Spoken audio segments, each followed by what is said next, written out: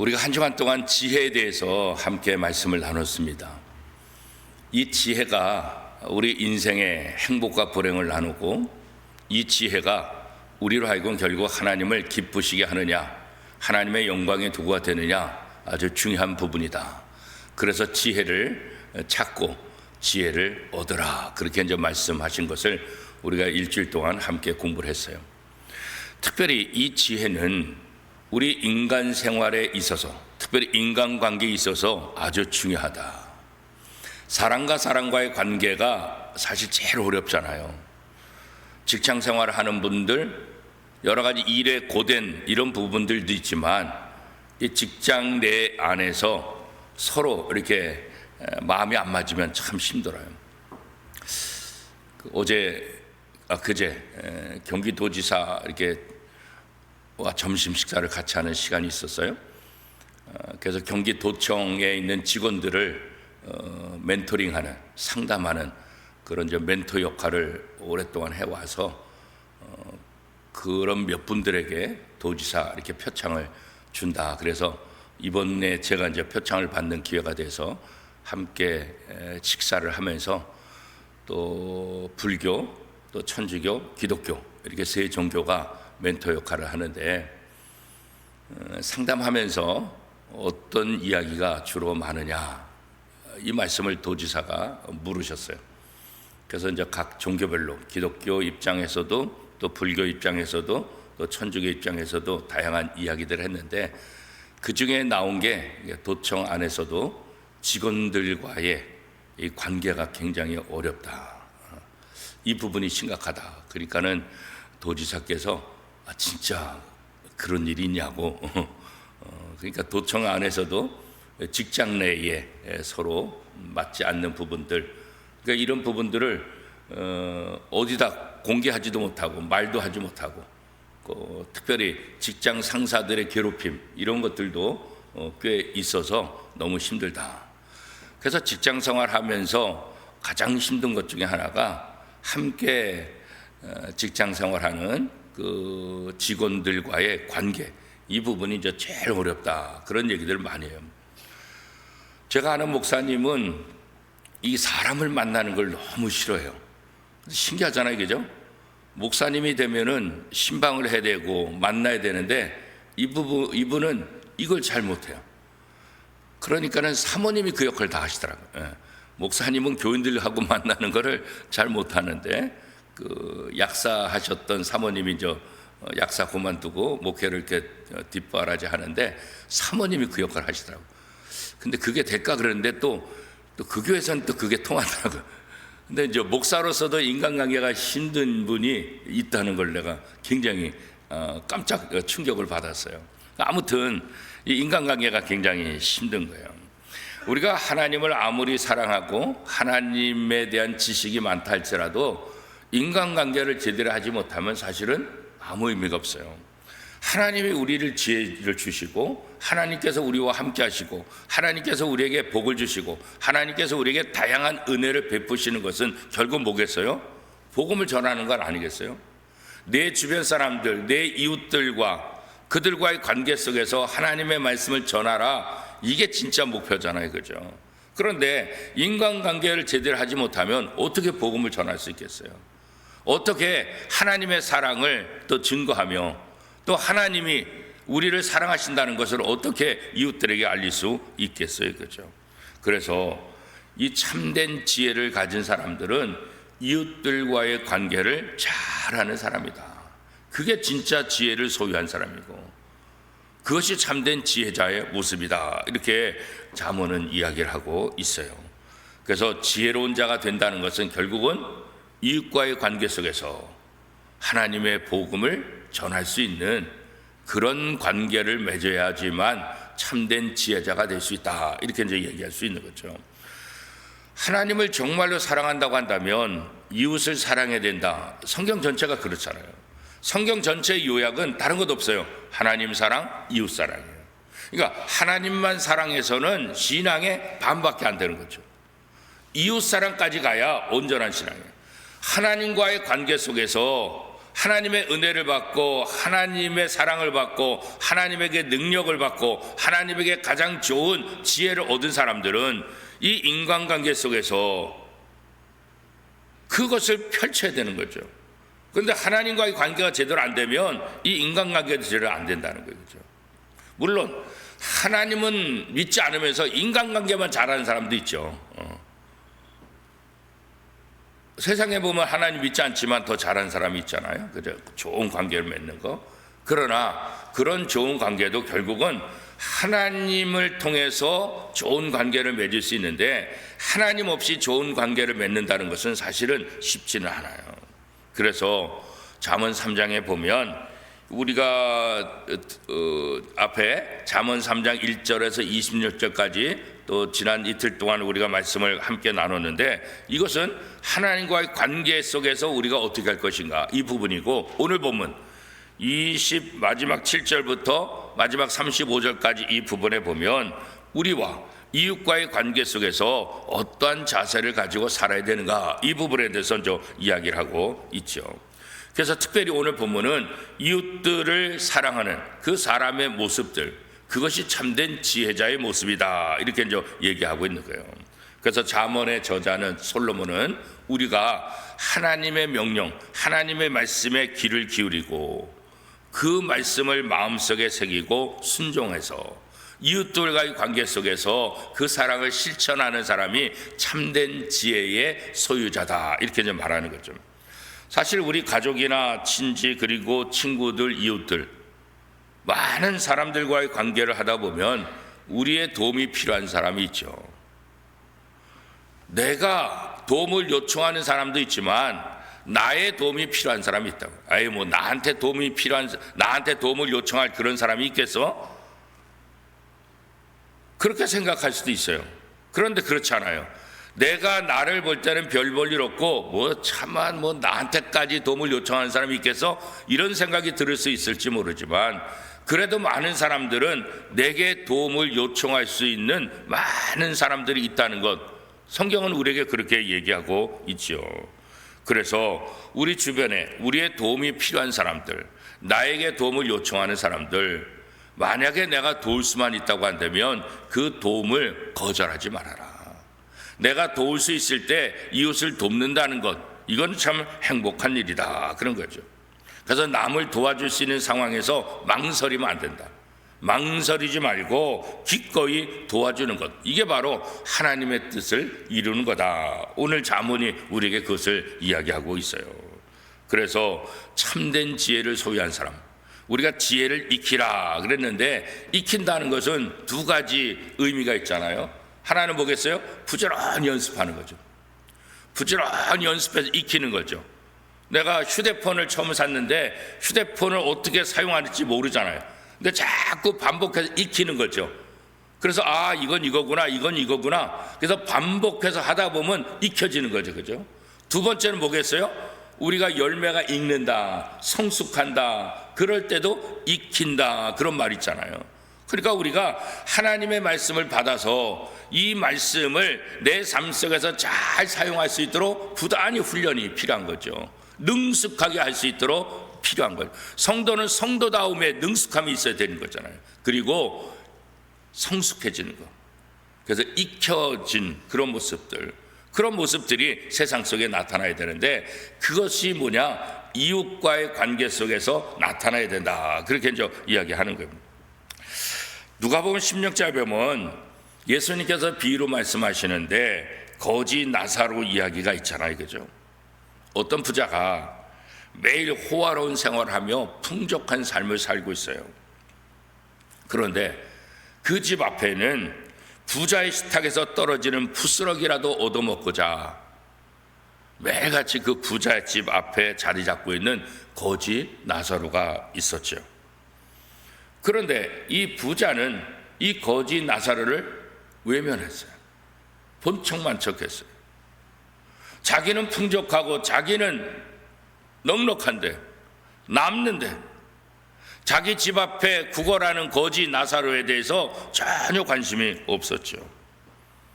시간이 지나서 두 사람이 다 죽음을 맞이하게 되죠. 예수님께서는 이 부자는 지옥에 떨어졌다 그렇게 말해요. 그 이유가 뭐냐? 거지 나사로에게 인색하게 했기 때문이다 이렇게 말씀하고 있죠. 이 말씀을 예수님께서 비유로 하신 것은 제자들과 당시 유대인들에게 경각심을 주기 위한 거죠. 오늘 우리에게도 마찬가지죠. 하나님은 심판의 날에 줄인 자와 목마른 자 그리고 나그네와 병든 자를 어떻게 돌봤는지 우리에게 책임을 물으실 것이다 그렇게 말씀하고 있죠. 어린아이에게 냉수 한 그릇 준 것, 그것이 바로 내게 한 것이다. 거지에게, 어린아이에게 물 한 그릇 달라고 하는데 주지 않은 것, 그건 내게 주지 않은 거다. 예수님께서 그렇게 동일시하는 말씀을 하셨잖아요. 그죠? 우리가 이 땅에서 선행으로 구원받는 건 아니지만 구원받은 사람들이 이웃의 도움을 외면하는 것, 그 부분에 대해서는 하나님께서 책임을 물으시겠다. 그 의미가 이 예수님의 비유를 통해서 우리에게 주시고자 하는 것 아니겠어요? 그죠? 우리가 다른 사람을 섬길 때 그것이 하나님을 섬기는 거고 주님을 섬기는 거고, 우리가 다른 사람을 외면하는 것이 바로 하나님을, 주님을 외면하는 것이다. 그죠? 특별히 이웃이 어려움을 당할 때 외면하는 것, 그것은 정말로 주님이 힘들 때 주님을 외면하는 것과 마찬가지다. 우리가 예수님을 은30에 팔지 않았다 할지라도, 우리가 예수님이 십자가에 못 박힐 때 그를 저주하고 도망가지 않았다 할지라도, 이웃들의 그 고통과 아픔들을 외면하는 것은 마치 그와 같은 거다. 주님을 배신하고 주님을 멀리하는 것과 같은 거다. 예수님께서 그렇게 말씀하신 것이죠. 하나님은 우리가 이웃을 돌볼 수 있도록 다양한 은혜를 주셨어요. 물론 풍족한 은혜를 주신 분도 있고 또 적은 은혜를 주신 분도 있고, 또 물질뿐만 아니라 다양한 재능들, 다양한 하나님의 은혜를 우리에게 주셔서 이웃을 섬길 수 있는 그런 자격들, 그런 것들을 하나님께서 우리에게 베풀어 주셔서 이웃을 돌보라 그렇게 말씀하신 것이죠. 하나님은 하나밖에 없는 독생자 예수 그리스도를 우리를 위해서 이 땅에 보내셨잖아요. 이것보다 더 큰 사랑은 세상에 어디 있어요? 그죠? 예수 그리스도를 우리에게 주신 분, 예수 그리스도를 십자가에 못 박아 죽도록 내어주신 분, 아들까지, 아들의 생명까지 주신 분이 더 이상 주지 못할 것이 무엇이냐? 우리에게 필요한 모든 것들을 다 베풀어 주시기를 원하는 것, 그게 바로 하나님의 마음 아니겠어요? 그죠? 하나님께서 우리에게, 하나님의 자녀들에게 마음껏 주시고자 하는 이 모든 것들, 이 모든 것들은 바로 우리를 통해서 다른 사람들에게 전달되어지고 나누어지고 함께 사용되기를 원하는 거예요. 우리가 통로라는 거죠. 하나님이 이스라엘을 통해서 온 민족을 사랑하시기를 원하는 것처럼, 하나님이 교회를 통해서 모든 지역에 복음이 전파되기를 원하는 것처럼, 하나님은 오늘 저와 여러분을 통해서 하나님의 사랑이 온 이웃들에게 전파되기를 원하고 있다는 거죠. 특별히 어려움 당한 사람들, 도움을 요청하는 사람들을 통해서 하나님의 사랑이 그들에게 전파되기를 원하고 있는 거예요. 우리의 도움을 필요로 하는 우리의 이웃들의 그 도움, 그 요청에 외면하지 말고 하나님께서 내게 베푸신 사랑으로 함께할 때 참된 지혜자의 삶을 사는 것이다. 이렇게 솔로몬은 우리에게 다시 한번 권면하고 있습니다. 참된 지혜를 얻은 사람은 이웃관계 속에서 또 중요한 것이 뭐냐? 도움 요청을 거부하지 않는 것, 거절하지 않는 것, 이것도 중요하지만 또 중요한 의미는 뭐냐면 이웃과의 관계를 파괴하지 말라는 거예요. 이웃과의 관계를 파괴하는 거죠. 하나님은 우리가 이웃과의 관계 속에서 다툼과 갈등을 일으키는 것, 이거 원치 않으세요. 그렇죠? 우리가 하나님의 자녀인데, 하나님의 도구인데 이웃들과의 관계 속에서 갈등과 다툼을 일으킨다고 한다면 어떻게 하나님의 은혜를 전할 수 있겠어요? 어떻게 하나님의 사랑을 증거할 수 있겠어요? 그렇죠? 그래서 하나님을 사랑하는 사람들은 이웃과의 관계 속에서 갈등과 다툼을 유발해서는 안 된다. 그런 관계를 만들어가서도 안 된다 그랬잖아요. 이웃과의 평화를 깨트린 일, 그거 해서는 안 된다. 아니, 우리가 평화를 깨트리는 사람들을 설득해서 평화를 만들어가는 사람이지, 평화로운 것을 깨트리는 그런 사람이 돼서는 안 된다는 건 아니겠어요? 예수 믿는 사람이 가는 곳곳마다 화평을 이루어야 된다. 그래서 예수님은 다른 사람들과 화평하게 지내는 것, 이것이 바로 하나님의 아들의 모습이다, 이렇게 말씀하고 있잖아요. 마태복음 5장 9절 말씀에 보면 화평하게 하는 자는 복이 있나니 그들이 하나님의 아들이라 일컬음을 받을 것이며. 그렇죠? 우리가 하나님의 지혜를 받았다, 하나님의 은혜를 받았다, 하나님의 자녀가 되었다, 이 말은 우리의 모든 삶 속에서, 특별히 인간관계 속에서 화평을 만들어가는 사람, 그것이 바로 하나님의 자녀, 하나님의 아들의 모습이라고 주님이 우리에게 말씀하고 있잖아요. 그렇죠? 다윗은 누구보다도 하나님의 사랑을 많이 받은 사람이잖아요. 하나님 마음에 합한 사람이다, 이렇게 칭찬받은 사람이 다윗이잖아요. 그는 가는 곳곳마다 승리했어요. 어떻게 승리할 수 있었어요? 하나님의 도우심으로. 그래서 이스라엘을 영토가 가장 넓도록, 이스라엘의 권위가 가장 강하도록, 이스라엘을 최고의 나라로 만들어준 사람이 바로 다윗이죠. 하나님은 다윗을 통해서 그렇게 이스라엘을 최고 부강한 나라로, 최고의 권력 있는 나라로 만들어 주셨잖아요. 그죠? 그랬던 다윗이 그가 사랑하는 자기의 부하 우리아의 아내를 자기 아내로 만드는 과정 속에서 범죄를 계속해서 하게 되죠. 우리아의 아내를 범하고 그 결과로 그 죄를 감추기 위해서 자기의 충성스러운 부하 우리아를 결국 살인하게 됐잖아요. 물론 다윗이 직접 죽이지는 않았지만 군대 장관에게 명령해서 우리아를 전쟁의 최전선에 보내서 적으로 하여금 죽게 하라. 결국은 다윗이 죽인 것은 아니지만 미필적 고의겠잖아요. 다윗을 통해서 결국 우리아가 죽게 된 거잖아요. 그죠? 결국 한 가정을 완전히 깨뜨렸잖아요. 이것으로 인해서 하나님은 다윗에게 심판을 또 여러 가지 징계를 베푸는데, 물론 다윗이 이것 때문에 회개하고 또 하나님의 사랑을 받긴 받았지만 이 결과로 인해서 다윗의 가문은 계속해서 싸움이 일어나게 되죠. 서로 죽이고 죽이는.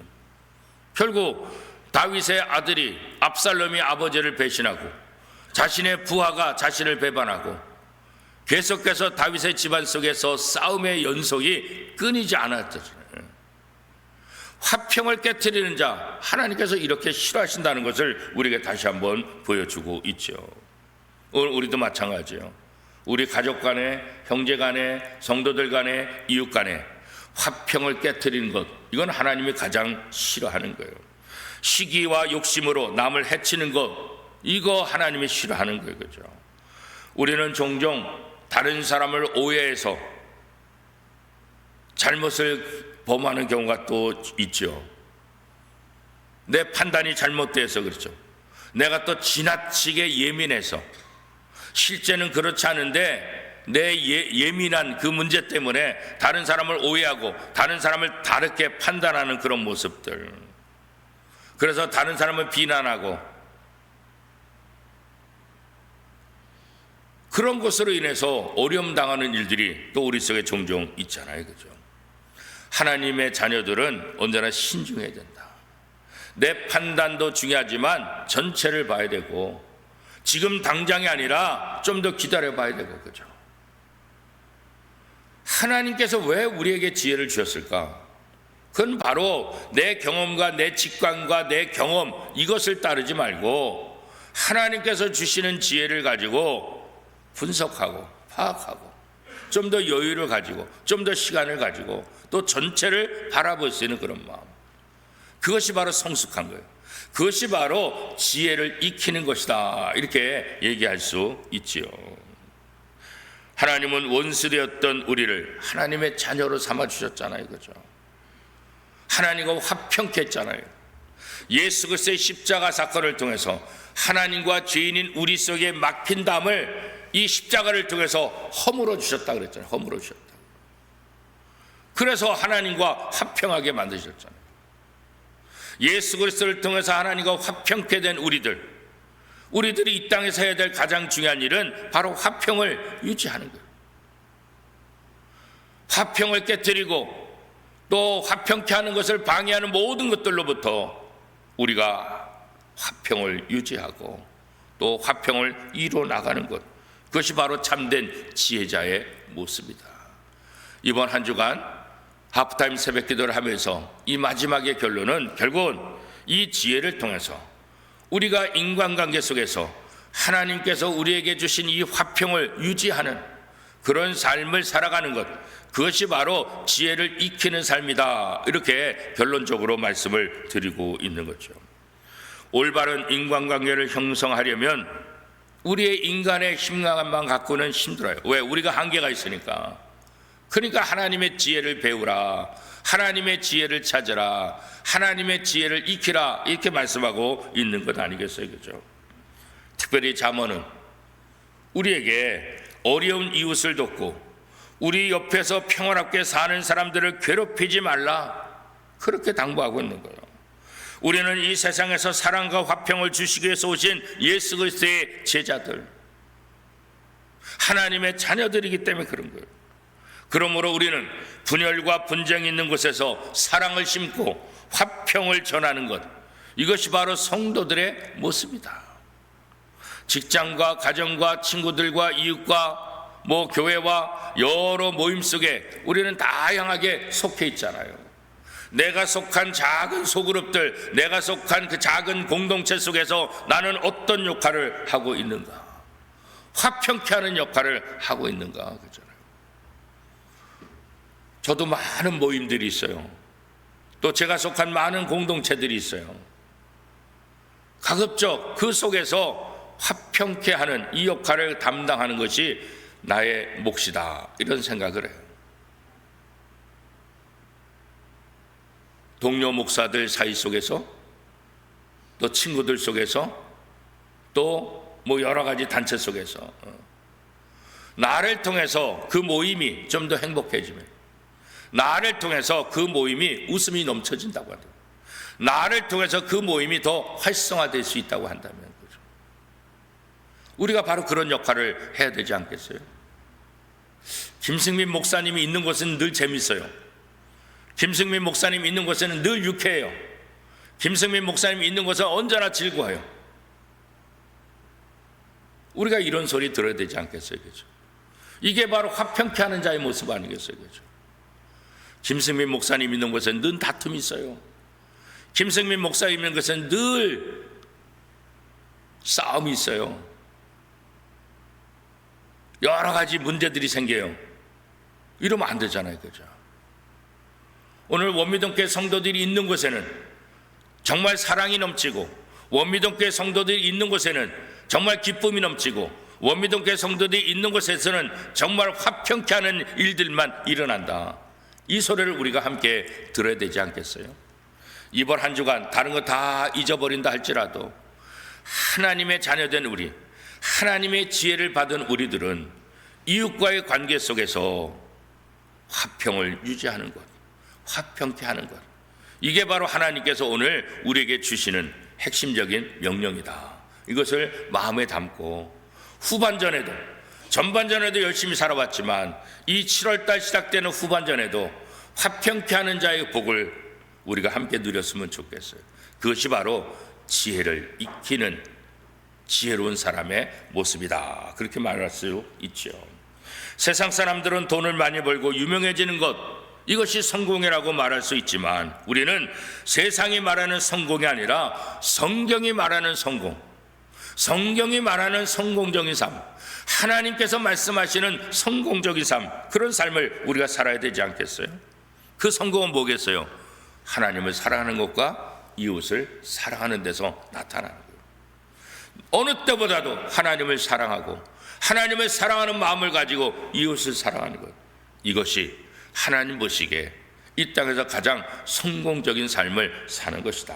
그런 면에서 우리 원미동교회 성도들이 하나님을 사랑하고 이웃을 사랑함으로 후반전에도 성공적인 삶을 누리는 복된 성도가 다 될 수 있기를 축복합니다.